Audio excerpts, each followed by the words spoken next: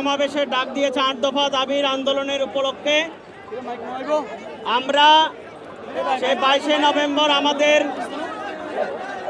বহু কিছু ঘটনা অতিক্রম করে আমরা সেই আন্দোলন করে এসেছি এবং সেই আন্দোলনকে এক কুচক্রী মহল বিভিন্ন গোলাটে করার জন্য, আমাদের সনাতনী সম্প্রদায়ের মধ্যে বিভক্ত সৃষ্টি করার জন্য চেষ্টা করে যাচ্ছে এবং আমাদের সনাতনী সমাজের যিনি মুখ্য চিন্ময় কৃষ্ণ দাস প্রভুকে নিয়ে গিয়ে আমাদের সনাতনী সমাজকে দুর্বল করে দেওয়ার জন্য এক কুচক্রী মহল লেগে পড়েছে।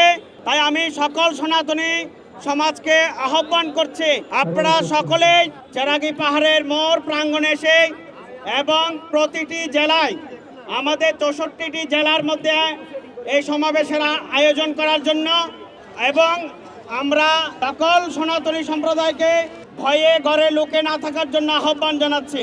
আপনাদেরকে জানাতে চাই একটা জিনিসেই, আমাদের 8 দফা আন্দোলন যদি চিন্ময় প্রভু না, আমাদের সনাতনী যে 3 কোটি সনাতনী আছে সবাইকে নিয়ে গেল, আমরা এই রাজপথ ছাড়ব না।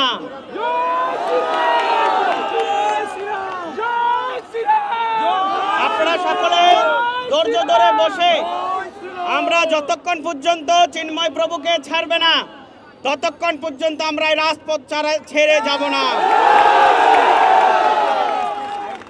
সবাই নিজ নিজ আইডি থেকে আপনারা শেয়ার করুন এবং একসাথে স্লোগান দিন।